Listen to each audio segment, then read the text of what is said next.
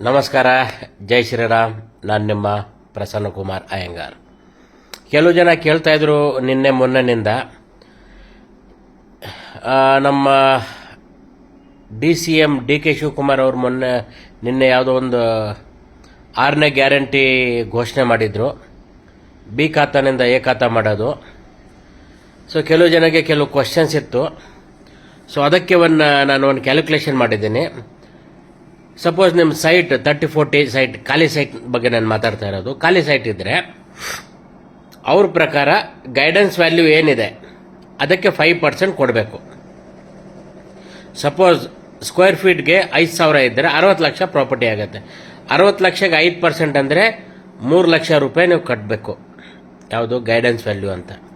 ಆಮೇಲೆ betterment charges ಇದೆ, square metre ಅಂತೆ. ಸೊ ಅದು ಒಂದು ಹೆಚ್ಚು ಕಡಿಮೆ 25,000ನಿಂದ 30,000 ಬೀಳುತ್ತೆ ಒನ್ ಟೈಮ್ ಬೆಟರ್ಮೆಂಟ್ ಚಾರ್ಜಸ್.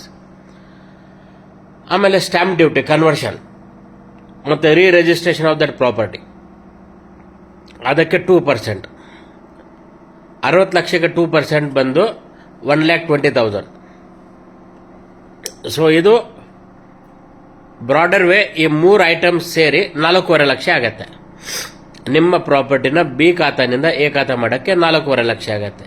ಅದೇ ಬಿಲ್ಡಿಂಗ್ ಇದ್ರೆ ಅದಕ್ಕೆ ಅಕಾರ್ಡಿಂಗ್ಲಿ ಇನ್ನೊಂದು 3-4 ಲಕ್ಷ ಎಕ್ಸ್ಟ್ರಾ ಹಾಕೊಂಡು ಹೋಗಿ. ಅಂದರೆ ಹೆಚ್ಚು ಕಡಿಮೆ ವಿತ್ ಬಿಲ್ಡಿಂಗ್ ಆದರೆ 10 ಲಕ್ಷ ಬಜೆಟ್ ಇಟ್ಕೊಳ್ಳಿ. ಆಮೇಲೆ ನಮ್ಮ DCM ಓಪನ್ ಆಗಿ ಹೇಳಿದ್ದಾರೆ, ಯಾರು ಲಂಚ ಕೊಡಬಾರ್ದು ಅಂತೆ. ಅಂದರೆ ಆ ಅಥಾರಿಟಿ ಪೀಪಲ್ ಡಕೇತಿ ಹೊಡೆಯೋಕ್ಕೆ ಬರ್ತಾರೆ ನಿಮ್ಮ ಮನೆಗೆ. ಅದನ್ನು ನೀವು ಮೆಂಟಲಿ ಪ್ರಿಪೇರ್ ಆಗಿ ರೆಡಿ ಮಾಡ್ಕೊಳ್ಳಿ.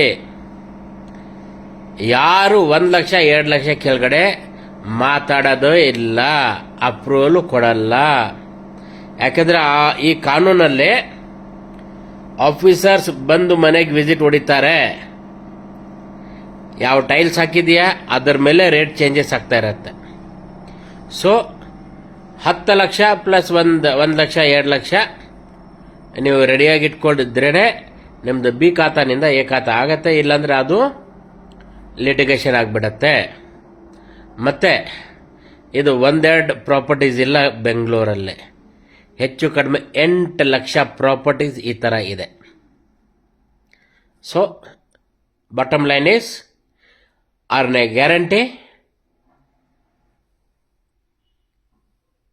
ಕನ್ವರ್ಷನ್ ನಿಮ್ಮದು, ದುಡ್ಡು ಅವ್ರಿಗೆ ಅಷ್ಟೇ. ಇದು ಸ್ಕೀಮು. ನಿಮ್ಮ ಜಾಬ್ನಿಂದ ನಿಮ್ಮ ಅಕೌಂಟ್ನಿಂದ ದುಡ್ಡು ಹೊಡೆಯೋ ಸ್ಕೀಮ್ ಇದು ಕೂಡ. ಸೊ ಯೋಚನೆ ಮಾಡಿಕೊಂಡು ಈ ಕೆಲಸಕ್ಕೆ ಕೈ ಹಾಕಿ. ಧನ್ಯವಾದ. ಜೈ ಶ್ರೀರಾಮ್.